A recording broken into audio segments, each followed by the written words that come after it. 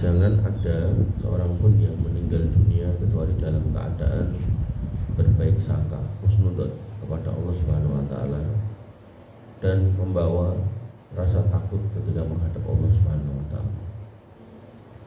Dalam hal ini Imam Muslim telah meriwayatkan dari Jabir radhiyallahu anhu, dia berkata, saya telah mendengar Nabi SAW bersabda 3 hari sebelum wafatnya, la yamutanna ahadukum illa wa huwa yuhsinudzon billah. Janganlah ada seorang pun dari kamu yang mati melainkan ia berbaik sangka kepada Allah.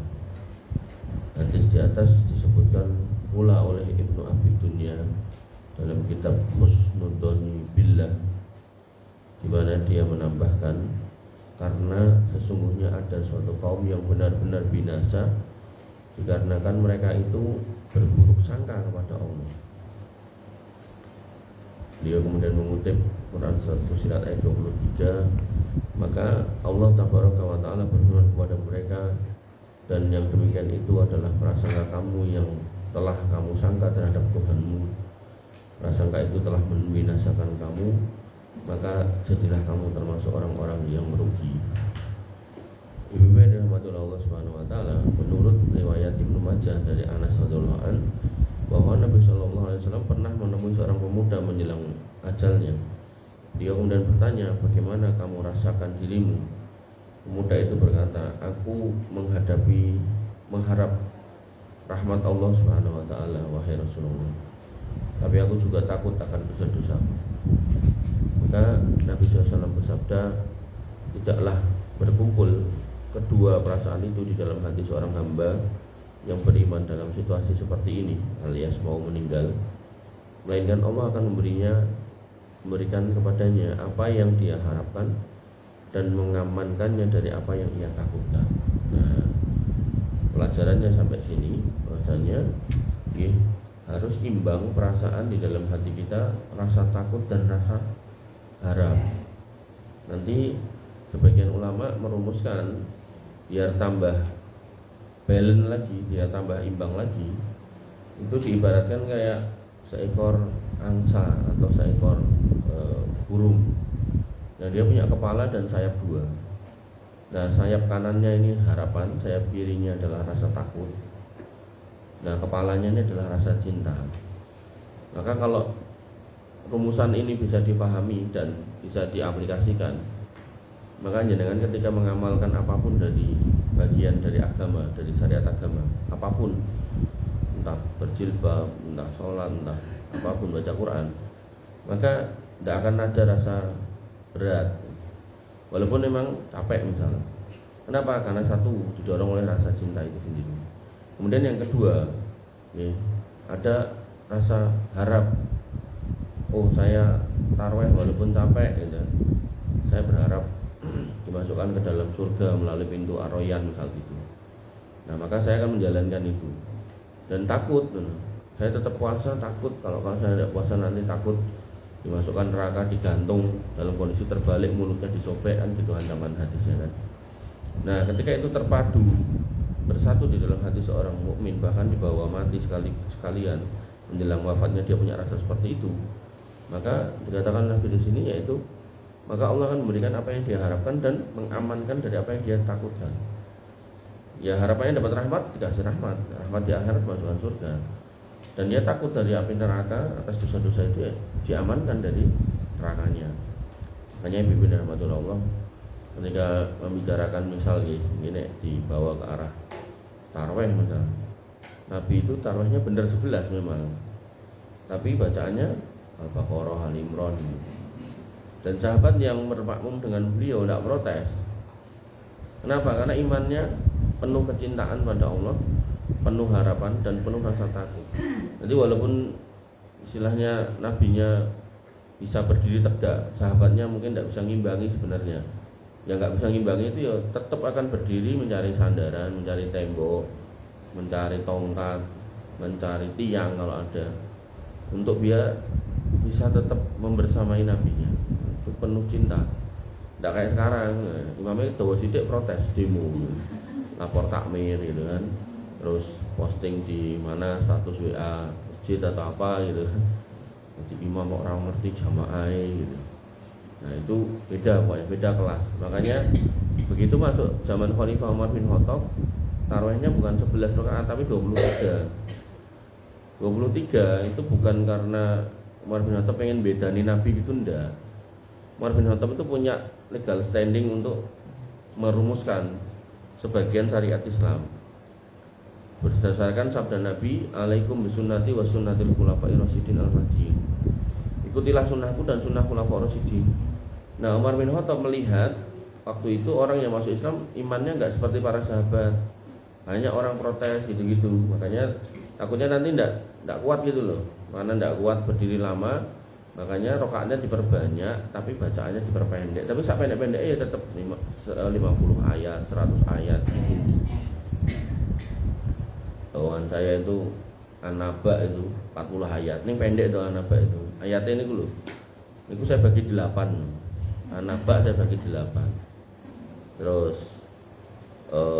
witirnya ini surat Kul yang 3 itu.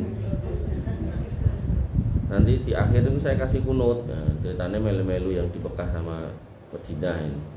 Nanti itu saya umumkan, nanti saya kasih kunut gitu. Nanti itu terus dicedai sama salah seorang jamaahnya. Kunutnya mudah-mudah. Nah, padahal An-Naba sudah dibagi 8 loh. An-Naba yang cuma satu halaman lebih dikit itu loh. Bagi 8 tambah Kul 3. Pokoknya jam 20.17 itu udah selesai sak kultum-kultum ya. Jadi tetap dicedai. Padahal mikir saya dengan kunut itulah di situ mewakili jamaah yang mungkin lupa berdoa atau sibuk sehingga belum berdoa, banyak berdoa. Karena orang puasa itu kan dari sejak dia sahur sampai buka itu kan mustajab semua. Harinya, waktunya itu. Neng yo kadang lali gitu kan. Megang HP, megang apa gitu kan. Nah, dengan kunut itu kan diwakili gitu, jane gitu kan. Tinggal amin, amin, amin. Tapi ya itu ampun tuh gitu. Akhirnya ya langsung jujuk Robbana atina fid dunya hasanah. Oke. Itulah memang benar-benar beda kelas kita sama para sahabat itu. Makanya pantas ketika Nabi mengatakan la tasubbu ashabi, jangan kamu hina sahabatku. Kalau kamu infak, lau anfaqtum misla uhudin dhahaban, emas segede gunung Uhud, pahalamu itu tidak akan bisa mengungguli infak mereka yang cuma satu mud, satu gini genggam gitu, satu celowokan gitu. Walaupun infaknya mereka sedikit, tapi pahalanya besar karena apa? Penuh keimanan tadi itu. Karena penuh cinta kepada Rasulnya, pada Tuhannya, pada Rabbnya. Maka walaupun jane ya suwe ndak ada yang protes, tetap seneng. Walaupun artinya itu lo seneng, neng fisiknya nggak sanggup, nah, terus cari tembok, gitulah. Bedanya kita sama mereka itu di sini. Nah, kita berani protes, berani marah, gitu kan. Nanti di masjid tertentu itu kalau kunutnya kesuwen tuh awalnya yo amin, amin, terakhir amin wes, ketahuan gitu kan. Ibu-ibu ini loh, elok tenan. Benar-benar beda itu keimanan. Makanya di sini saya nambah ini loh, poin ini loh. Bahasanya kalau kamu mati menghadap Allah membawa rasa harap, maka Allah akan berikan harapanmu. Dan kalau kamu mati membawa rasa takut, maka Allah akan mengamankan dirimu dari rasa takutmu itu. Nah, harapannya ya rahmat Allah, yaitu surga. Takutnya yaitu takut akan dosa untuk dimasukkan ke neraka. Itu kalau dibawa maka diselamatkan. Nah, di sini disebutkan pula oleh Ibnu Abi Dunya dan ditakhrij oleh At-Tirmidzi dan menyebutnya hasan gharib. Ada juga sebagian ahli hadis meriwayatkan hadis ini dari Tsabit dari Nabi SAW secara mursal. Sementara itu At-Tirmidzi telah menyebutkan juga pada prinsip ke-86 dalam kitabnya Nawadir al-Usul, telah menceritakan kepada kami Yahya bin Habib dari Adi dari Bashar bin al-Mufaddal dari Auf dari Al-Hasan dari Nabi SAW. Dia bersabda, Rabbmu Azza wa Jalla berfirman, hadis qudsi, la ajma'u ala abdi khaufaini wa la ajma'u lahu amnaini faman khaufani fid dunya amman ammanatuhu fil akhirah wa man ammanani fid dunya akhaftuhu fil akhirah. Aku tidak akan menghimpun pada hambaku dua rasa takut dan tidak pula menghimpun padanya dua rasa aman. Barang siapa takut kepadaku di dunia, maka aku berikan dia rasa aman di akhirat. Dan barang siapa merasa aman kepadaku di dunia, maka aku akan beri dia rasa takut di akhirat. Makanya kita harus merasa takut kepada Allah, sehingga dari rasa takut itu kita kemudian menjaga diri kita untuk tidak bermaksiat. Makanya di dalam Quran surat Al-Mulk itu Allah berfirman, "Aamintum man fis sama." Apakah kamu merasa aman dari dia yang ada di langit? Nah, ayat itu berarti menyatakan Allah itu gak bersama kita di bumi, tapi di langit sana, di atas sana. Nanti ada 7 ayat yang menyatakan Ar-Rahmanu 'alal arsistawa. Allah itu beristiwa di atas arsy, bukan nemplek dengan arsy tapi di atas arsy, sehingga Allah tidak butuh dengan arsy. Nanti ada orang yang menolak ayat itu, padahal ayatnya ada 7, minimal ada 7. Ditolak karena dia pakai logika manusia. Kalau Allah di atas arsy berarti Allah tidak lebih besar daripada arsy, keliru gitu. Itulah kita, saya di atas kursi, berarti saya butuh kursi. Nah, dalam konteks Allah enggak. Makanya Imam Malik mengatakan al-istiwa'u ma'lumun. Istiwa itu sebagai sebuah kata itu orang Arab tahu. Tapi wal kaifiyatu majhulun, bagaimana Allah istiwa tidak ada yang tahu. Nah, orang Islam ayatnya jelas banyak. Ayat tentang Allah di atas arsy ada 7, ayat yang menyebutkan Allah di atas sana, di atas langit itu ada kalau enggak 13 14 itu kan. Itu ditolak. Nah, tapi orang kafir Michael Quillen dalam CNN Indonesia berita online itu, nah disebutkan pada tanggal 12 Februari 2026 seorang fisikawan Harvard bernama Michael Quillen dengan ilmunya dan kameranya, teleskopnya, dia menghitung keberadaan Tuhan itu ada di ketinggian 439 miliar triliun kilometer di atas kita. Monggo binara Bu.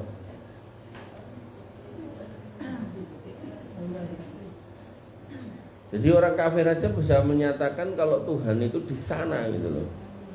Nah, maka kalau kita jebrengkan dalil-dalilnya, nah ada langit dunia, langit 1, 2, 3, 4, 5, 6, 7, ada Baitul Ma'mur, ada Sidratul Muntaha, sebelahnya ada Jannatul Ma'wa, surga-surga. Kemudian di atasnya ada kursi, di atasnya ada air, di atasnya ada arsy Allah. Allah di atas itu semua maha agung dan maha besar. Nah, langit ini jarak satu langit ke langit yang lain itu 500 tahun perjalanan, tebalnya langit 500 tahun perjalanan dikali 7 berarti 7000 tahun perjalanan. Nah, Nabi itu baru sampai Sidratul Muntaha. Ke atasnya Nabi tidak pernah. Maka ke atasnya ini jaraknya berapa jauh tidak tahu gitu. Makanya kita tidak sedang membicarakan enggak penting jaraknya, tapi yang penting itu memang Allah itu di sana. Di sana. Dan Allah walaupun jauh di sana, wa huwas samiul basir. Bahwasanya aku itu as-sami, maha mendengar, dan al-basir, maha melihat. Makanya nanti dalam ayat dikatakan wa idza sa'alaka ibadi anni fa inni qarib. Kalau hambaku bertanya aku di mana, jawaban dekat. Dekat di sini bukan zatiahnya, tapi kuasanya. Sehingga Yunus alaihi salam ketika harus dilempar ke laut dan ditelan ikan, masuk di gelapnya perutnya ikan paus. Si ikan paus nyelam ke kegelapan lautan. Dan ikan paus pun juga malam di situ, enggak kemudian siangnya malam-malam ke pantai itu ya tetap di situ. Maka di atas 3 kegelapan itu Yunus alaihissalam berdoa la ilaha illa anta subhanaka inni kuntu minadz dzalimin. Allah tetap mendengar. Itu di dalam lautan. Nah, sehingga jenengan kita semua yang ada di atas bumi, ya Allah pasti lebih mendengar gitu. Makanya walaupun Allah jauh di sana ya secara zatnya, tapi Allah mendengar, melihat apa yang ada di dalam diri kita. Bahkan wa ma tukhfi suduruhum, Allah itu tahu apa yang tersembunyi di dalam hati mereka, itu Allah tahu. Terus itu akidah. Makanya Bapak Ibu dan dipimpin dari bantuan Allah Subhanahu wa taala. Jadi dikatakan bahwasanya seorang itu harus kemudian tidak boleh merasa aman kepada Allah di dunia. Jadi jangan sampai aku maksud apa-apa santai wae. Nah, itu loh, itu orang-orang yang merasa aman tuh kayak gitu. Nah, tapi kalau dia itu selalu merasa diawasi oleh Allah, nanti bahasanya adalah muraqabah, selalu diawasi. Nah, orang yang bisa menghadirkan muraqabah setiap saat di dalam hatinya, di dalam dirinya, itu namanya orang ihsan, muhsin. Antak budaulah ka'annaka tarahu fa illam takun tarahu fa innahu yaraka. Engkau beribadah kepada Allah seolah-olah engkau bisa melihat Allah. Kalau Allah pun tidak bisa terlihat sama kamu, maka yakinlah Allah itu melihatmu. Maka orang yang seperti ini akan berjalan tuh hati-hati. Jadi pegawai ya dia akan amanah, jadi pejabat dia tidak akan mencuri, tidak akan korupsi. Jadi suami tidak akan khianat, jadi istri juga tidak akan khianat. Dititipi anaknya orang bakal dipolong gitu kan. Ngarep judi online anaknya diajar gitu kan, parah pokoknya. Yeah. Terus ditinggal kerja sing kakung anaknya diombeni banyu panas nanti mati. Itu orang-orang yang tidak punya rasa takut itu. Makanya itu bahaya.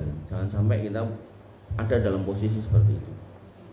Abu Bakar bin Syafiq al-Umawi meriwayatkan dari Abu Malik al-Janabi, dari Juwaibir, dari Ad-Dohak, dari Ibnu Abbas, dari Rasulullah SAW tentang munajat Nabi Musa alaihissalam yang beliau ceritakan bahwa Allah Subhanahu wa taala berfirman, "Ya Musa, innahu layyalqani abdun li fi hadiril qiyamati illa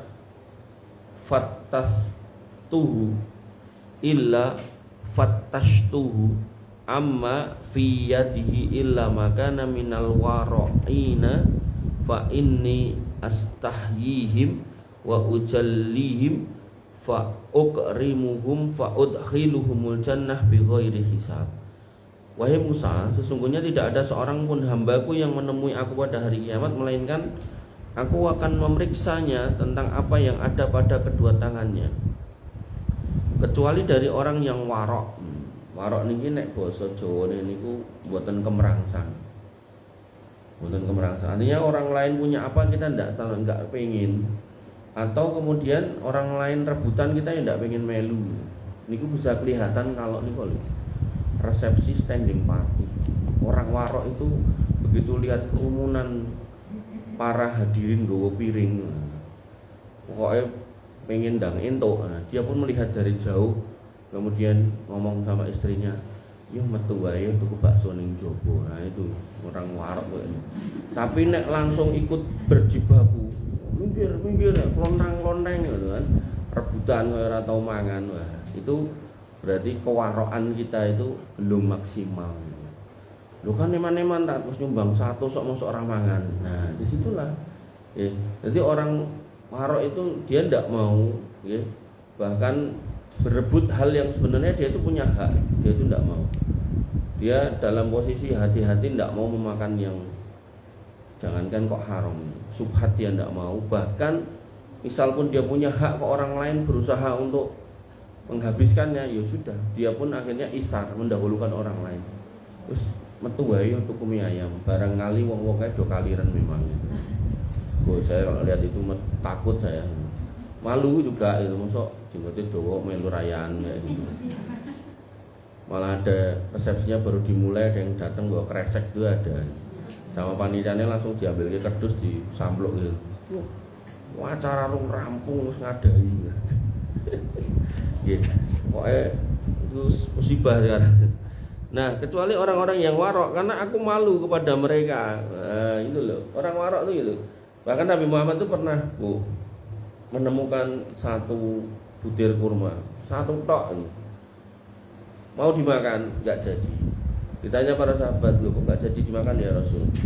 Kata Nabi, "Aku khawatir ini kurma zakat atau kurma sodako."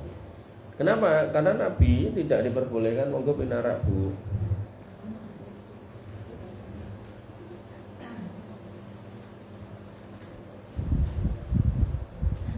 Karena Nabi itu tidak boleh makan harta zakat, harta sedekah. Makanya itu berbeda dengan orang sing aku anak turun Nabi ya. Salaman wae nyepake kresek gitu. Pluk. Nah, itu kan dia berarti memakan harta sedekah. Nah, itu tidak boleh. Nah, Nabi seperti itu. Kemudian ada lagi kisah Sufyan Ats-Tsauri. Sufyan Ats-Tsauri itu Amirul Mukminin fil hadis pada masanya. Orang yang paling banyak menghafalkan hadis. beliau itu kalau lihat orang maksiat itu matanya, hidungnya bisa keluar darah. Mimisen hidung, kalau mata keluar darah nggak tahu apa itu namanya. Nah, makanya ditawari jadi hakim pada masanya nggak mau. Padahal hakim pada masa itu ya orang yang paling ngerti hukum agama, karena negara itu biasanya menerapkan syariat, makanya harus ngerti gini. Orang melakukan kejahatan seperti ini hukum apa, hukumnya apa tuh harus tahu.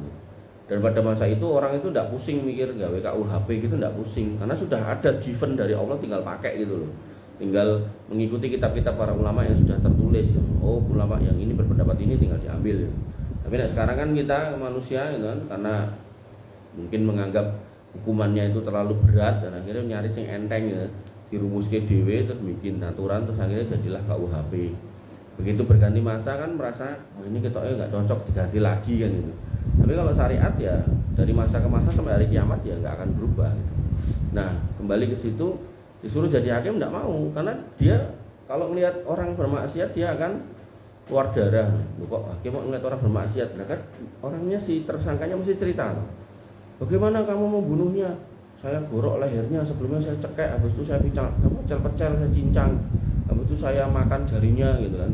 Nah, ketika cerita kayak gitu kan keluar darah. Atau mungkin bagaimana kamu bisa ketemu dia? Saya ketemu di medsos, WA-an, kemudian janjian terus berzina, keluar darah. Didik mimisen itu kan juga enak juga. Akhirnya beliau nggak mau. Tapi penguasa menginginkan beliau tetap harus menjadi hakim. Akhirnya beliau kabur. Kaburnya nggak main-main, nggak cuma kabur ndelik beda kabupaten kayak sing molo anak itu ndak dari Sragen ke Boyolali ndak gitu. Kaburnya keluar negeri. Luar negeri. Begitu keluar negeri yang dicari kebun kurma, ndelik di kebun kurma dan mendaftar menjadi pegawai pemetik kurma. Dari kebun ke kebun berpindah. Nah, sampai datanglah pemungut zakat. Pemungut zakat bertanya, "Mas, nek kurma kene karo kono kae nak ndi yo?" Kata Sufyan Ats-Tsauri, "Nek sing sana saya tahu, nek sini saya enggak tahu, makanya saya enggak bisa banding gitu." Kok enggak ngerti itu gimana? Gogrokan oke mosok jenengan ora tau mangan. Ndak niku. Petil siji ora tau, ya ndak juga. Nah, itu si pemungut zakat itu sampai kaget, kok enek wong koyo ngono. Padahal kurma niku sak ombyok niku lho kan, ngetos to. Cilik-cilik di petil siji kan ra konangan jane. Ndak pernah niku Sufyan Ats-Tsauri metil satu pun.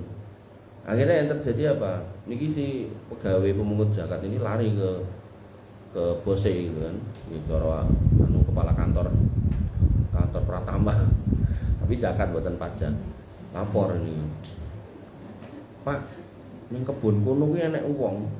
Ngomongnya ora tau ngrasake kurma ning kebun iki." Nah, si kepala kantor Pratama itu ngomong gitu kan.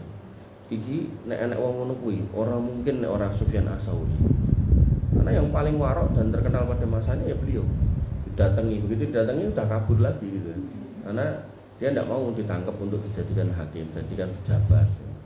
Makanya Bibi yang dirahmati oleh Allah niku nggih contoh warok nggih. Bahwasanya umpama pun si bosnya tahu dia makan kurma, jangankan kok mau satu sak genggemnya mungkin bosnya nggak akan marah gitu. Dia tetap nggak mau. Pokoknya harus pakai izin dari atasannya. Bibi yang dirahmati oleh Allah Subhanahu wa taala, aku malu, makanya aku mengagungkan mereka, yakni aku memuliakan mereka dan aku memasukkan mereka ke dalam surga tanpa hisab. Nah, warok ini buah dari rasa takut kepada Allah. Kita takut kalau makan yang haram nanti Allah akan menuntut kita, maka rasa warok itulah buahnya gitu. Makanya rasa takut kepada Allah itu buahnya itu akan menjauhi maksiat. Wabil khusus kalau urusan dengan harta kita tidak akan kemerangsang nih, orang Jawa bilang begitu. Terus memang bukan haknya dia nggak mau, tapi pun kalau haknya dilanggar dia ingatkan kok akhirnya tetap dilanggar ya dia serahkan pada Allah Subhanahu wa taala gitu. Saya dulu pernah ada kenalan tuh bapak tuh cerita si orang tuanya mau meninggal ngomong, le iki lemai pae ning sertifikatnya atas nama adikmu. Nggih, Pak. Enggak lama dari situ bapaknya meninggal gitu. Nah, akhirnya si kakaknya ini menjelaskan atau menyampaikan ke adiknya. Le, Pak ngomong ini. Oh, bener Mas. Nah, begitu sudah meninggal itu ditanya. Ini berarti kan setengahnya bagiannya dulur-dulur, kayak didum. Yo nyoh Mas, nek emang arep mbok pek. Jadi malah koyo dilulu gitu. Nyoh gitu kan. Lah dia nggak mau kan, dia nggak mau mendolimi hak saudaranya. Wong memang bapaknya tadi bilang setengahnya itu punya si bapak itu, dan adiknya awalnya juga sudah mengiyakan. Nah, terus malah kon ngepek semua gitu. Nek orang nggak warok ya malah beneran kan gitu. Ini nggak mau si kakak. Ora, wong aku mau pengen dunungke kowe mbiyen wis ngomong iya kok. Saiki kok kowe selak gitu kan. Ya nek kowe ora gelem membagi ya wis pilihanmu terserah kowe. Ning titenono, hati-hati. Bondo kaya ngono kuwi malah molo. Enggak bagus. Nggonen sangu urip, nggonen sangu kere. Disumpahi kayak gitu loh kakaknya. Dan hari ini orangnya masih hidup dalam kondisi kere. Makanya apa ya? Perkataan-perkataan orang-orang yang terdolimi itu harus kita hati-hati. Jangan sampai kita itu menyepelekan, sedangkan Allah yang maha segalanya di atas sana itu mendengarkan rintihan mereka ketika mereka menuntut haknya. Oke. Makanya kita lihat televisi banyak orang haknya dicabut sama orang lain itu sebenarnya ya tinggal tunggu waktu aja, entah di dunia entah di akhirat tuh Allah akan menegakkan keadilannya. Neng kadang itu orangnya itu nggak sadar, itu orang itu sudah dikasih cobaan ini gak rumongso gitu loh kalau dia dulu berbuat salah sama orang lain. Maka barang siapa yang malu kepada Allah di dunia atas apa yang telah dia perbuat, maka Allah akan malu memeriksanya dan menanyainya. Makanya nanti berlaku fahasabnahu hisab yasira. Orang-orang yang punya rasa warok itu Allah akan hisab dengan cepat, terus lewat. Karena memang dia sudah di dunia itu sudah enggak tadi itu enggak keperangsang gitu. Allah malu, enggak usah dicek wis iki wong apik kok. Itu. Makanya bibir dirahmati Allah Subhanahu wa taala pentingnya untuk melatih diri warok itu tadi. Dan Allah tidak menghimpun padanya dua rasa malu sekaligus, bagaimana dia tidak menghimpun padanya dua rasa takut sekaligus. Artinya kalau dia takutnya di dunia, maka di akhirat dia nggak akan dikasih rasa takut, ngoten maksudnya. Kenapa? Karena sudah diamankan tadi loh. Tapi nek di dunia ini ndak punya rasa malu, ya nanti dibikin malu di akhirat. Nah makanya di dalam doa kan kita berdoa, Allahumma la tuhzini yauma yub'atsun. Jangan engkau buat kami itu sedih, jangan engkau buat kami itu malu pada hari kebangkitan. Karena nanti itu koruptor dalam hal ini, nek zaman dulu kan zakat itu ada kambing, ada sapi, ada unta. Itu mereka yang korupsi binatang zakat itu nanti disuruh mikul itu si kambing, si untanya, si sapinya, si kudanya, dan dalam kondisi dipikul itu dia akan bersuara gitu, wedhus ya, mbak mbek gitu. Padahal pada waktu itu orang itu telanjang dada, telanjang kaki dan tidak bersunat, nek sing laki-laki. Sehingga orang begitu banyak akan delok, oh jebule maling wedhus to wong iki. Gitu. Termasuk yang pacek yang ngoten gitu kan. Nah, kalau memang bentuknya duit, mungkin duitnya digawe gede banget itu dipikulke. Oh jebule maling duit pajak to, duit zakat to gitu. Makanya semua itu akan menjadi malu, termasuk di dunia laki-laki kan gagah gede dhuwur, gagah ditukeh bojone loro telu gitu kan, tapi dia nggak berbuat adil gitu. Di dunia mungkin dia bisa senyum-senyum walaupun nggak berbuat adil, dengan menggandeng istri 1 2, mungkin suka di pamer ke medsos gitu. Tapi di akhirat bahunya semper gitu. Nah, jenengan bisa niteni, oh jebule gayamu ning medsos kae ternyata gak adil toh kowe gitu. Dan mungkin saya pernah cerita di sini, ada anaknya Ustadz itu saya tanya ini, abimu ke Umi yang sono berapa hari? Ya Senin, Selasa. Ya ke umimu ya sisanya. Nah itu udah hari ini udah nggak adil itu ya. 2 sama 5 itu udah nggak adil. Loh, lah nek dibikin adil kan juga bisa toh masuk 3,5 ya ndak ngono carane. Jadi nek disepakati 3 hari ya berarti di sono 3 hari, sini 3 hari toh. Senin, Selasa, Rabu. Nah, sini nanti Kamis, Jumat, Sabtu. Ahadnya ya balik rono meneh. Jadi dihitung dari Ahad, Senin, Selasa. Sini nanti maju Rabu, Kamis, Jumat, ngoten. Terus nanti dari ke sana Sabtu. Nek disepakati kayak itu 3 hari. Tapi nek sono 2 sini 5 itu udah nggak adil. Ben pas. Nanti ketemunya ning kono Senin gitu loh. Senin, Selasa. Nanti di sini ketemunya sampai Ahad gitu. Nanti Senin nek sono ben rutin kayak gitu ya enggak bisa. Wong harinya aja ganjil gitu kan. Gitu. Artinya itu istrinya umur 2, 3, 4 ya tidak bisa tetap. Jadi tetap nanti rollingannya tidak akan ketemu di hari yang sama. Awal harinya itu. Makanya banyak laki-laki itu saya ditanya pengen kawin meneh ya mau gitu. Cuman mampukah, adilkah? Nah, itu banyak yang dipertanyakan. Makanya bersyukurlah laki-laki sing bojone galak. Kadang itu loh, laki-laki itu nek ditekoki itu ya pengennya nuruti hawa nafsu gitu kan. Tapi ya, istri itu harusnya yang menjaga, jangan sampai ke sana arahnya gitu. Jangan sampai cuma karena nuruti nafsu. Sehingga jenengan yang misal ya, ada suami jenengan yang istrinya lebih dari satu, termasuk jenengan salah satunya, yaitu dinasihati untuk adil, jangan malah dikompori untuk tidak berbuat adil. Terus ben ning akhirat ben miring bahune malah garapi ya, itu juga tidak pilih. Nah, cara berbaik sangka kepada Allah saat menghadapi maut. Nah, berbaik sangka atau husnudzon kepada Allah Subhanahu wa taala yang dilakukan oleh seorang hamba pada saat menghadapi maut hendaklah lebih besar daripada yang dilakukan ketika masih sehat. Jadi ketika kita sehat itu kita berusaha untuk takut pada Allah, tidak bermaksiat. Nah, nanti pas menjelang kita mati itu kita harus lebih takut lagi.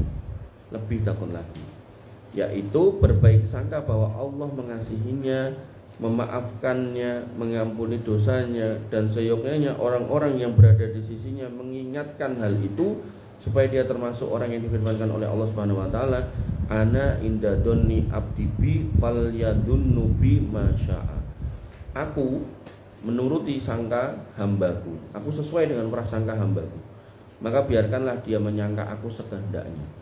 Ini dalam hidup berlaku. Ketika jenengan memprasangkai Allah pelit, hidup jenengan akan susah secara ekonomi. Ketika jenengan memprasangkai Allah itu jahat, hidup jenengan akan sempit, banyak masalah. Makanya ada orang kena musibah, Allah kok gak adil, nanti dia akan merasakan itu terus. Tapi kalau kita selalu bersyukur dan selalu berpikir akan ada hikmah atas semua yang kita terima apapun itu, maka Allah akan membukakan pintu-pintu kebaikan setelahnya, walaupun awalnya memang berat. Nah, makanya ana idadoni abdibi ini harus jenengan hafal, entah terjemahnya entah Arabnya, dan jenengan jadikan pegangan agar jenengan itu selalu berprasangka baik kepada Allah. Dan nanti ketika jenengan mau meninggal entah kapan, maka di situ jenengan harus menghadirkan prasangka yang terbaik, yang lebih besar lagi. Ya Allah, saya sudah kayak gini, saya yakin Engkau mengampuni saya yakin Engkau akan memasukkan saya ke golongan orang-orang yang beriman dan seterusnya. Jangan sampai gitu kan, dikasih sakit kok aku malah sakit piye padahal sergap pengajian.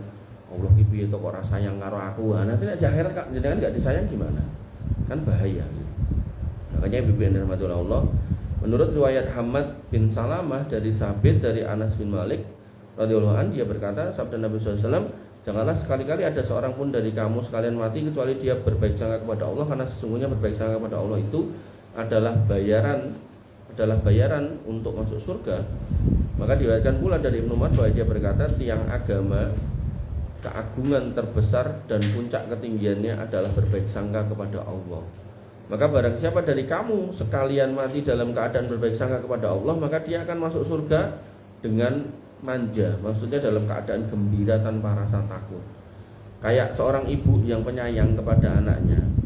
Niku kalau ibunya itu pulang, mesti anaknya akan dari jauh lari, mama atau ibu gitu kan. Tapi nek ibu tadi itu ngger teko kon ngombe baju panas gitu. Anaknya dari jauh ngelihat tuh pengen lari sembunyi, malah digoleki kon ngombe baju panas tenan, akhirnya mati gitu. Kan mesake gitu. Sudah diajar di polo gitu. Nah, itu sampai yang anak kecil perempuan itu di polo Pak itu kok ya belum digendong gitu. Antara mungkin dia ya antara kepepet sama nggak tahu ya, campur aduk. Oh iya bang bapak gitu, bapak kandung, gara-gara judi online, pengen minta duit dari istrinya yang di seberang sebagai TKW gitu. Ah, anakmu nyol, tidak gitu, ya DKI tambah di polo gitu. Makanya bibir dirahmati Allah Subhanahu Wa Taala, penting ya dengan mendoakan keluarga jenengan, Rabbana hablana min azwajina wa dzurriyyatina qurrata ayun, agar kalau mereka ini orang-orang yang hatinya keras, orang-orang yang masih condong pada kejelekan itu biar Allah jaga untuk diluruskan. Karena ya itu potret ya, bagaimana kemudian perjumpaan waktu menikah itu mungkin tidak syar'i, tapi kemudian begitu sudah menikah pun juga tidak dirawat dengan baik gitu. Sehingga terjadinya yang makin keras hatinya, akhirnya bahkan anak kandungnya pun dianiaya gitu. Ibu-ibu dirahmati Allah Subhanahu wa taala. Kemudian Abdullah bin Mas'ud menyatakan, demi Allah yang tidak ada ilah melainkan Dia, tidak seorang pun yang berbaik sangka kepada Allah melainkan Allah akan memberinya apa yang dia sangka. Nah, tadi kalau kita berbaik sangka Allah itu maha baik, ya Allah akan berbuat baik terus.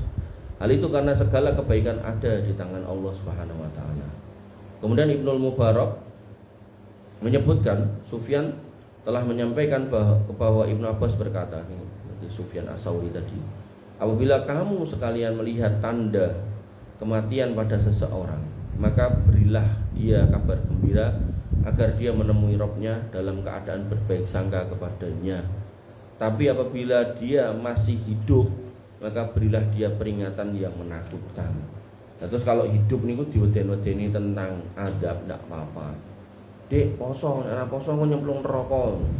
Neraka apa to, Mas? Neraka ki gedhi sing murup panas. Nek diidak sikil otaknya melepuh, ndak apa-apa. Biar anak itu takut untuk tidak berpuasa. Karena kadang saya itu ketemu gerobak mie ayam gerobakan itu loh, itu dicegat nih anak-anak SMK. Jadi dicegat misal melaku tendalan ngono itu, Pak, ini Pak, kan minggir gitu. Nah, terus dicacah SMK ini. Nah, SMK ini muka-muka Cina Indonesia gitu, aku cek rodok mungkin non muslim gitu ya. Mukanya muka Jawa, ireng-irengnya pesek, ireng-ireng gitu kan. Saya masih berpikir ini wong Jawa itu kemungkinan ya Islam gitu. Maka jangan sampai itu anak kita atau saudara kita. Karena kalau sholat yang kita tinggal dulu, tobatnya perbaikannya cuma tobat aja. Kita tidak perlu mengkodok sholat yang lalu. Makanya nanti ada orang bikin ritual sholat nopo niku di Jumat terakhir Ramadan niku untuk menebus sholat yang telah lalu. Ada istilahnya. Itu tidak ada di dalam syariat, tidak ada di dalam fikih, tidak ada. Nah, tapi kalau puasa yang pernah kita tinggal zaman sekolah, SMP, SMA, waktu kita sudah balik, nah ibu-ibu berarti menstruasi, kok pamitnya dari rumah puasa, tapi di jalan jajan sama temennya, itu tercatat hutang yang harus dibayar. Nah, jadi jenengan harus mengeling-eling. Ya. Itu pernah enggak kayak gitu? Kalau pernah berapa dikira-kira untuk dilunasi? Nah, karena puasa itu tetap harus dibayar, tidak bisa hilang. Gitu. Nah, Bibi dirahmati Allah. Adapun kata al-fudail, rasa takut itu lebih utama daripada harap. Jika seorang masih sehat tapi apabila kematiannya akan tiba, maka harap adalah lebih utama daripada rasa takut. Nah, terus ketika hidup, rasa takut harus dikedepankan agar kita menjauhi maksiat. Nah, ketika kita mau mati, rasa harap yang harus dikedepankan karena kita berharap rahmat Allah. Nah, kalau itu juga bingung, yang penting kita bisa hadirkan dua-duanya dalam hidup dan ditambahi dengan rasa cinta tadi. Nah, insya Allah hidup itu ringan, indah. Oke. Begitu pula Ibnu Abi Dunya menceritakan dari Yahya bin Abdullah Al-Basri, dari Siwar bin Abdullah, dari Mu'tamir, dia berkata, kata ayahku pada saat menjelang wafat, hai Mu'tamir, ceritakanlah kepadaku keringanan-keringanan supaya aku bisa menemui Allah dalam keadaan berbaik sangka kepadanya. Dan masih kata Ibnu Abi Dunya dari Amr bin Muhammad An-Nakid, dari Khalaf, dari Khalifah bin Husain, dari Ibrahim, dia berkata, dulu orang-orang suka memberitahukan kepada seorang yang akan mati tentang amal-amal baiknya sehingga dia berbaik sangka kepada Rabbnya Azza wa Jalla. Menguatkan hal di atas, Sabit Al-Bunani bercerita tentang seorang pemuda yang sering melakukan kebodohan. Ketika dia akan mati, ibunya mendekap tubuhnya seraya berkata, wahai anakku, aku sering memperingatkanmu tentang kesudahan yang kini kamu akan alami. Maka pemuda itu menjawab, wahai ibuku, sesungguhnya aku punya Rabb yang banyak memberikan kebajikan, dan sesungguhnya hari ini aku tetap berharap akan memperoleh sebagian dari kebajikannya. Maka kiranya Allah merahmatinya berkat sangkaannya yang baik kepada Allah dalam keadaan seperti itu, kata Sabit mengakhiri ceritanya. Sehingga jangan sampai dibalik, kita pas hidup penuh harap, takutnya kurang, akhirnya bermaksiat. Itu namanya orang Murji'ah. Kok mendem wae to? Rapopo. Allah kan Maha Pengampun. Loh, enggak boleh. benar Allah itu Ghafurur Rahim, tapi jangan lupa kalau Allah itu Syadidul Iqab, Allah punya adab yang sangat keras. Makanya tadi dikatakan beberapa ulama ini menyatakan kalau hidup itu rasa takut yang diajukan, jangan rasa harap dulu. Nah begitu mau meninggal, rasa harap itu yang dimajukan, rasa takut lebih dibelakangkan, karena kita sudah akan berhadapan dengan kematian. Makanya Bibin rahmatullah Allah subhanahu wa ta'ala, ini pelajaran ini tipis banget loh. Artinya nek apa ya istilahnya, nek kita tidak bahas kitab khusus kayak gini nih, jarang ada yang nyampaikan kayak gitu. Rata-rata ya cuman pokoknya nek rasa harap, rasa takut gitu aja. Tapi karena ini memang temanya tema kematian gitu, dan kitabnya kitab tentang kematian, at-tadhkirah artinya peringatan, maka ya sampai dijelaskan sedetail itu. Nanti muncul kelompok Murji'ah tadi, enteng kayak gitu kan, sampai dia itu maksiat itu serama salah rapopo, Allah itu Ghafurur Rahim. Sampai nanti ketika ditanya, ada kiai ditanya apa hukumnya serangan fajar pada pemilu, nah apa-apa, kan demi naiknya orang baik menurut kita, ya kita kalau enggak kayak gitu enggak akan naik orang baik, ya enggak apa-apa kita melakukan suap menyuap itu namanya riswah syariah gitu, suap syari gitu coba. Jadi dia bikin rumus dewi gitu. Nah, enggak bisa ya, karena dia tadi mengedepankan rasa harap daripada rasa takut. Harusnya takut dulu. Ketika orang itu sudah ngerti kalau ar-rasi wal murtasi finnar, sing nyuap maupun yang terima suap masuk neraka, tidak bakal dia akan mau mengatakan seperti itu. Tidak bakal dia nyiapkan dana hanya untuk suap menyuap seperti itu. Dan sesuatu yang jelek tidak akan mengantarkan pada yang baik. Artinya kalau kemudian wasilahnya adalah sudah disiapkan dana untuk menyuap supaya jadi, maka nek jadi kemungkinan ya nggak akan baik. Mesti berpikir dia corone balik gitu. Tidak akan kemudian jadi orang baik. Oke. Ibu-ibu yang dirahmati oleh Allah Subhanahu wa taala.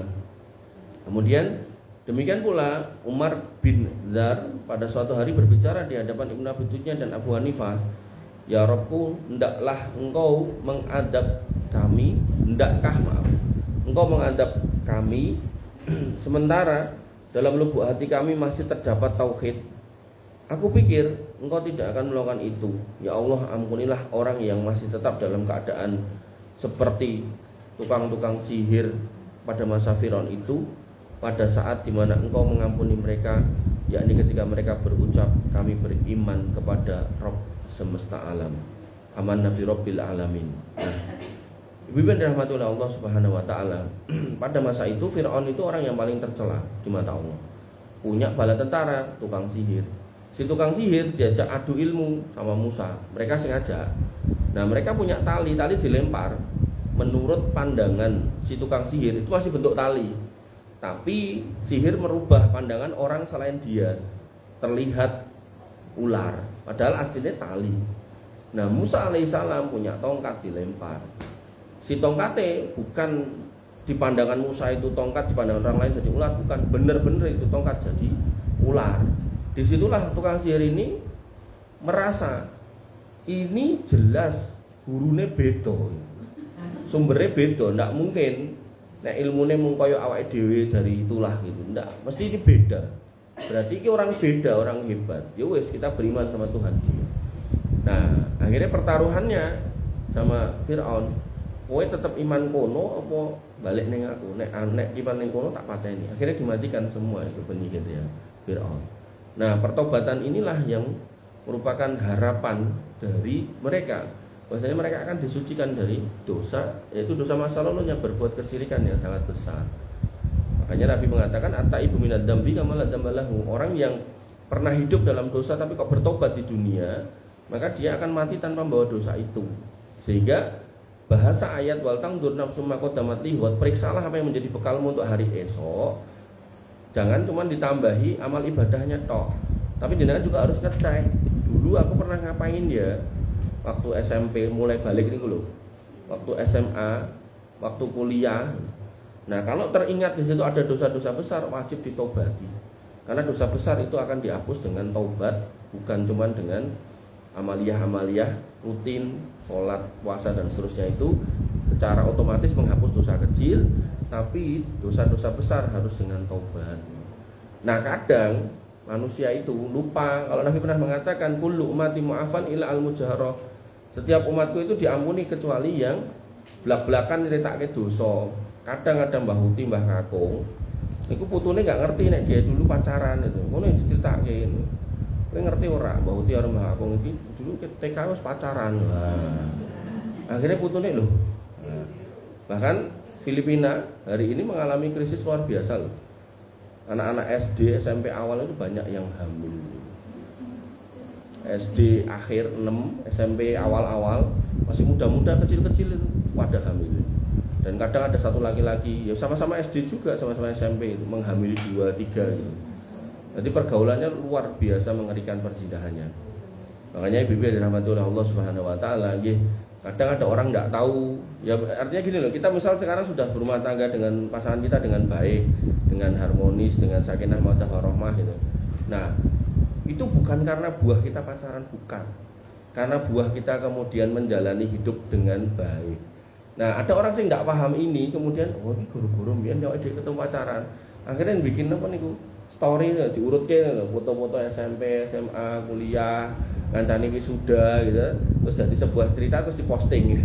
Nah, wong sak mana-mana ngelihat, oh ternyata dia pacaran dari SD, dari SMP, seolah-olah berawal dari situ, mboten nggih. Makanya ibu dan rahmati Allah Subhanahu wa taala, apa yang sudah Allah berikan kepada kita berupa kebaikan rumah tangga misal, jangan sampai kita balas dengan justru mengungkapkan dosa-dosa yang ada di dalamnya. Itu. Nanti ada netizen sing kepo, oh ternyata dia waktu nikah wetenge rada gede sithik, halah. Terus digoleki anaknya nomor 1 ternyata lahirnya 5 bulan setelah menikah, kan jadi kayak gitu malah kemana-mana. Makanya ibu dan rahmatullah Allah Subhanahu wa taala, sesuatu yang sudah Allah tutup jangan dibuka. Agar kalau itu menjadi dosa biar diampuni. Karena dosa nggak akan diampuni kalau itu dibuka di umum, di publik. Wabil khusus sekarang ada medsos segala macam.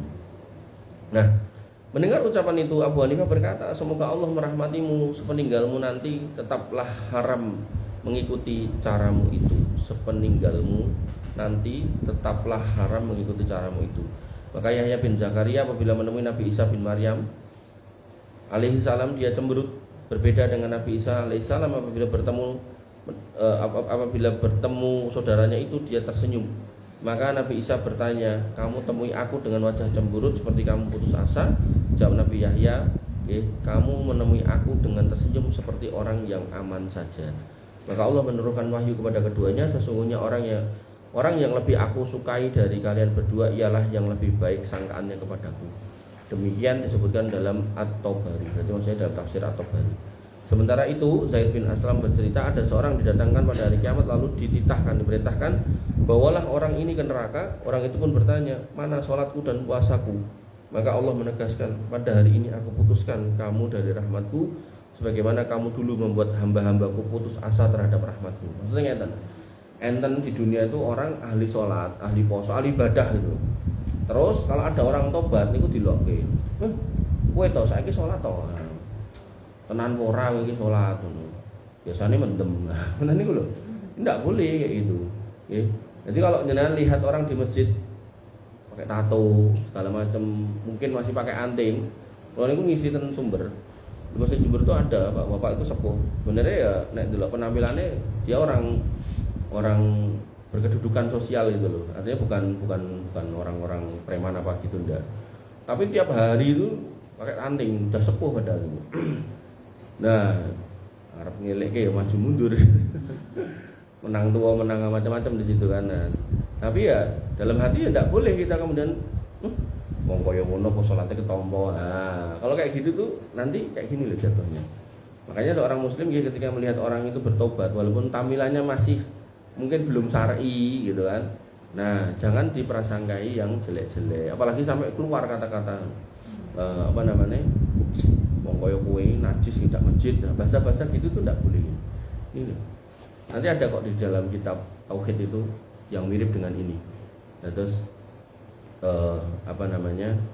saya lupa bunyinya, tapi ada seorang hamba yang penuh maksiat, dia minta ampun kepada Allah, kemudian ada orang yang nyandai, Allah tidak mungkin ngampuni kamu. Nah, akhirnya begitu mati, justru Allah mengampuni orang itu tadi yang minta ampun tadi. Nah orang yang ngepal ini tadi nggak diampuni. Karena apa? Karena dia sudah memutuskan rahmat Allah dari orang itu. Makanya ya jenengan ketika didatangi oleh orang-orang yang memang mau mencari hidayah, sekali lagi mau mencari hidayah nih, bukan mencari sumbangan, tidak loh ya. Nanti ada orang luar masuk nih, ngaku mualaf atau jalur sangu gitu. Nah ini nggak bener kayak gitu, ya, nggak bener. Oh saya itu pernah ya, waktu masih kuliah di Jakarta, saya dinas Jakarta, kuliah Jakarta di Sahid Jakarta, waktu ngambil manajemen itu baru di masjidnya itu ada Cina, ya. Fotonya kayak Cina ya, Cina gemuk kayak saya gitu, datangin itu. Ya, ngobrol ngalor ngidul ngetang ngalor intinya pokoknya udah masuk Islam. Ya saya terus gini, ya bukan mau pelit enggak, maksudnya nek apa mau ya saya kasih, cuma maksud saya gini, saya ngetes aja. Udah masuk Islam tau kan? Udah. Yang coba syahadat tentang gitu. Bingung dia gitu kan. Enggak ngerti syahadat itu apa gitu. Loh, katanya udah masuk Islam. Kan cara masuk Islam kan syahadat. Coba diulang lagi syahadatnya. Enggak bisa. Itu saya kasih tahu.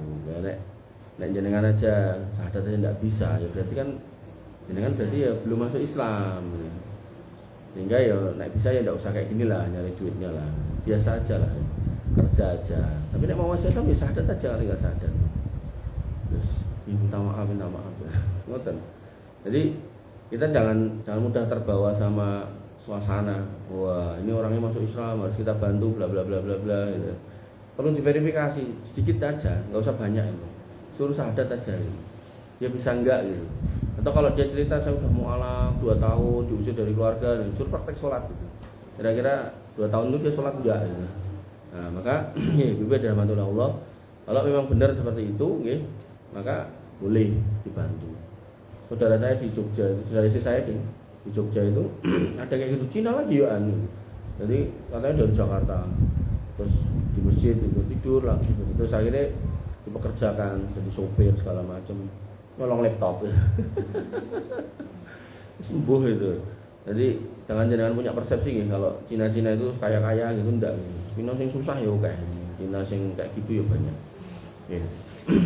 Yang kebetulan kaya ya banyak gitu kan. Cuman yang kayak gitu ya ada juga. Nah, berkaitan dengan semua itu Allah Subhanahu wa taala berfirman, "Wa may yaqnut min rahmati rabbihi illa dhalun." Tidak ada yang berputus asa terhadap rahmat Rabb-nya kecuali orang-orang yang sesat. Maka orang yang memutus rahmat Allah dari manusia itulah orang yang keliru. Walaupun tadi di atasnya dikatakan mana sholatku, mana puasaku, walaupun ahli ibadah. Makanya rahmat Allah itu luas, kita tidak boleh menutup rahmat Allah kepada makhluk. Makanya kalau niku nek enten jadwal pengajian dimanapun, kok tiba-tiba saya di WA sama sipir penjara Solo ke situ. Nah saya biasanya saya undurkan jadwal di tempat lain, karena saya melihat saya nek ngisi pengajian ngeten iki, ini kan jenengan insya Allah lah orang-orang yang sudah sering ngaji ya. Tapi nek di penjara itu cara wong loro niku udah akut gitu, udah kronis itu. Jadi memang harus disampaikan, dan cara saya nyampaikan itu yo ngapunten ya, kaya wong ninju itu loh, plong gitu, marem puas gitu. Dan mereka juga dengere itu kayak wong ora tau krungu gitu, plok gitu. Jadi nek sing domblong ya domblong, mungkin yang masih punya hati baik, fitrah baik ya sok nangis gitu kan. Tapi ada juga yang hatinya keras sih, meneng ae gitu, memplengas itu nggih enten gitu kan. Makanya nggih, bahkan ada seorang kepala desa itu dari daerah Jaten sana itu 3 kali udah ketemu saya di situ. Ketemu pertama itu masih membanggakan jabatannya, mulai di anu lurah pasien. Ini enten masalah, nggih. Terus berikutnya sudah nggak mau lagi nyinggung tentang kelurahannya itu. Nah kali yang ketiga salaman itu sudah sambil nangis. Ya artinya ya mudah-mudahan ya ada perubahan. Dan musibah di kita itu penjara itu penuh. Dan kita yang di luar penjara untuk makan itu kita harus usaha dong, harus kerja, harus dagang, pokoknya harus ubet gitu loh. Nah di sana dia duduk manis, dicepaki, bahkan pengen telu. Makanya laki-laki yang males itu metu kok kono wegah, pilih mlebu neh. Bikin masalah lagi mlebu lagi. Makanya sebenarnya ini, dan itu nek kita mau buka angka nih, ratusan miliar bahkan mungkin triliun itu makani orang-orang itu. Ya bukan kita tidak mau makan, bukan, maksud saya berarti ada PR besar gitu loh. Ini kalau kasih contoh ya, dan mungkin jenengan ada yang sudah pernah mondokkan putranya ya, itu kan jenengan harus nyangoni dia untuk jajan, SPP-nya gitu, uang gedung segala macam. Dia baru dikasih makan sama pondoknya, dikasih ilmu kan gitu. Kecuali yang pondok gratis ya, ini pondok berbayar. Atau anak saya di Mambukhori itu SPP-nya 2,4 juta, itu anak satu. Nah, UMR Solo gitu ya. Padahal UMR Solo itu diproyeksikan itu buat makan satu keluarga, suami istri sama anak satu atau dua, sama bisa buat ngontrak kan gitu, kos lah gitu. Ini dimakan anak satu gitu. Nah, kita harus nyarikan baru anak itu dapat makan, dapat fasilitas, dapat pendidikan dan seterusnya. Bahkan kalau kita telat bayar itu ada apa ya istilahnya, dibintangi lah itu, tidak bisa ikut ujian lah macam-macam gitu. Nah, maka kita mengusahakan agar dia mendapatkan itu. Nah, orang-orang yang di penjara itu tidak ngapa-ngapain, dibantu oleh negara, dikasih makan. Nah, kok kemudian keluar pengen balik lagi? Niki mau penggalih saya, pikiran saya, itu berarti ada sesuatu yang salah. Karena kita mondokkan anak itu kan setengahnya buat makan, setengahnya ilmu. Nah, anak yang lulus dari pondok itu tidak pengen balik ning pondok meneh. Pondok meneh 20 tahun kas moh gitu kan. Nah, maka harusnya loh teman-teman yang ada di penjara itu, harusnya pemerintah itu berpikir iki wis tak pakani, kowe carane metu ka pondok iki kok pondok, metu ka LP ini dapat asupan keilmuan rohani yang baik sehingga dia nggak mau balik situ berkarya jadi orang baik di luar, kan harusnya gitu, tapi malah pengennya ke situ. Bahkan ada yang jadi nggak pengen ke situ tapi melakukan apa yang dia lakukan dengan kata-kata alah kok paling nyemplung penjoro, nah gitu, kok paling nyemplung penjoro. Misal saya nyolong ayam, nanti nyolong lagi, alah kok paling kok nyemplung penjoro, paling kok seminggu bulan metu neng. Nah, yang kayak gini ini kan akhirnya tidak ada rasa takut, remeh kayak gitu. Nah, makanya sebenarnya saya tuh berharap gitu dikasih jadwal rutin, tapi ternyata enggak. Jadi ada teman yang jadi sipir, nah, dia kalau kemudian pas dapat dia jadwalnya dikasih ke saya gitu. Nah, pas saya dikasih, kebetulan ada punya jadwal tempat lain, nah saya undurkan jadwal tempat lain, saya izin, saya ke situ karena saya melihat misi paling besar dalam hidup saya melihat adalah ya ketemunya dengan orang-orang yang seperti itu. Jangan sampai kita putus dari rahmat Allah, kita buka kalau Allah punya rahmat luas, tapi dengan catatan ya kamu berubah. Makanya mereka yang keluar dari situ sama teman saya itu dirangkul, dibikinkan kajian, tapi ya kenanya nggak banyak, paling cuma 5 orang, 10 orang. Tapi begitu kita masuk di situ, masuk di masjidnya, ratusan orang duduk di situ. Dan masjidnya kecil itu sampai luber ke teras-teras sampai ke lapangan-lapangan gitu ya. Saking banyaknya itu. Makanya ya bimbing rahmatullah Allah Subhanahu wa taala mengenai rahmat Allah ini ya akan diterangkan lebih lanjut pada bab luasnya rahmat dan ampunan Allah pada hari kiamat insya Allah. Sehingga kita seorang muslim sekali lagi harus merangkum dalam diri kita tadi rasa cinta, mahabbah kepada Allah dan Rasulnya. Kemudian yang kedua rasa harap kepada Allah dan rasa takut juga kepada Allah. Ketika kita hidup yang harus didahulukan takut tanpa harap. Halo. Takut. Nah, aja tenan nek etok nek poso tenan gitu loh. Ya aku ya poso tenan kok Mas lah nggih. Maksudnya kok kayak gagal fokus. Nah, nanti kalau mau meninggal jenengan harus mengedepankan rasa harap. Nah, nek ketemu sama orang yang bermaksiat, nah, jenengan jangan memutus rahmat Allah dari mereka. Jenengan buka pintu yang sebesar-besarnya, kesempatan yang besar-besarnya. Nek perlu jenengan fasilitasi agar gue gelem mari dari mendemu. Nah, tak tukoke sarung, tak tukoke mukena salat. Anakmu tak sekolahin. Ngoten enggak apa-apa. Enggak apa-apa. Bahkan saya punya temen itu nek ngomongin masih kayak orang sakau gitu. Anaknya sugih gitu. Tapi nek saya ketemu dia tak kasih duit. Nyo, Mas. Bobo iki jajan. Nyo aja mendem. Nah, pesan gitu. Aja mendem. Pengamen, pengamen tatoan macam-macam itu lagi nyanyi. Saya makan sama istri saya. Rasa nyanyi, istri saya panik gitu. Kakinya nendang-nendang saya gitu. Khawatirnya nanti dia marah kan. Lah kok mboten asal nyanyi niku pripun? Lah niku kene iki lho. menu pilihan. Saestu niki, ya saestu milih dia kan. Begitu milih menu seafood kan mboten murah toh. Padahal nek ngamen 2000 lunga toh. Nah, begitu dibikinkan duduk tanyai rumahnya mana. Ngobrol gitu kan. Terus ya begitu sudah makan ya terakhir bilang ya gandeng kowe kabeh wong Islam ya aja lali salat. Dakwah singkat. Yang mudah-mudahan itu entah kapan dia akan mengingat gitu loh. Ya enggak usah banyak-banyak, nek kokean ku dek yo gumoh nanti ya. Jadi diinget tok gitu loh. Gitu. Nah, nanti dia akan inget tak di mana. Oh iya aku Islam, ora tau salat gitu. Belum lah tadi mau kesini tuh saya lihat ada video Silverman itu, 2 Silverman padu kepruk-keprukan ning dalan. Wes uripe susah ya. Kepruk-keprukan ning dalan wong loro rebutan apa saya enggak paham. Nggih, mungkin ini Ibu yang bisa saya sampaikan, kurang lebihnya saya mohon maaf. Alhamdulillah. Subhanakallahumma wa bihamdika asyhadu an la ilaha illa anta astaghfiruka wa atubu ilaik. Assalamualaikum warahmatullahi wabarakatuh.